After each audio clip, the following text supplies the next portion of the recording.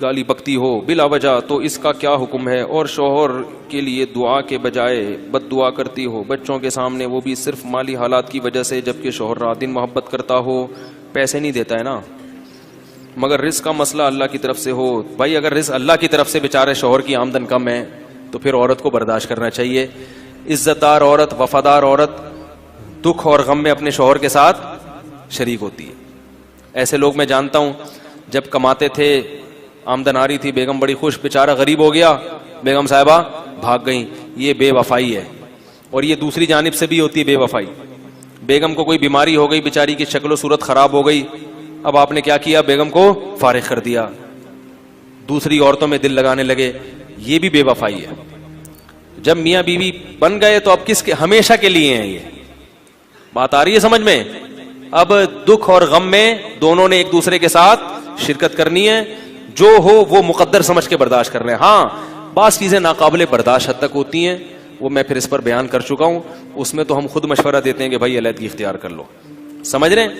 اس میں کچھ چیزیں تو ایسی ہیں جو شوہر کی غیر اختیاری ہیں، مگر پھر بھی جیسے شوہر اگر نامرد ہے، اولاد کا چانس ہی نہیں ہے، پھر میں خواتین کو مشورہ دیتا ہوں علیحدگی اختیار کریں اس سے، کیونکہ نکاح کا بنیادی مقصد کیا ہے؟ اولاد ہے۔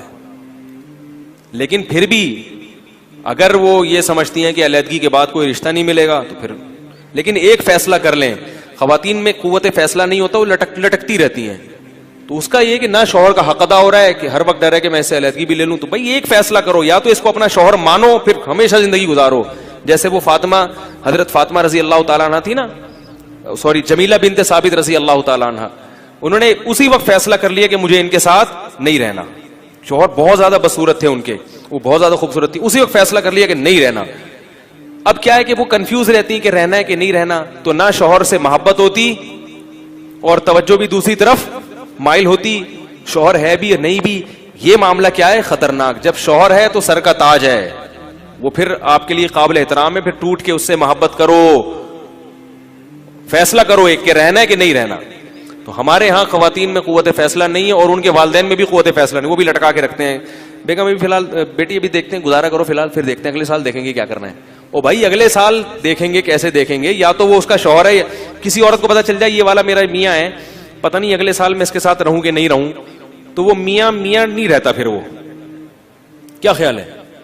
وہ پھر میاں میاں، بھائی یا تو ٹوٹ کے محبت کرو اس سے، بھائی جینا مرنا آپ کے ساتھ ہے، ورنہ پتلی گلی سے بولو بھائی آپ میاں بنا دیا اللہ نے، لیکن مجھے یہ والا میاں نہیں چاہیے۔ ایک فیصلہ کریں، لٹک لٹکے نہیں درمیان۔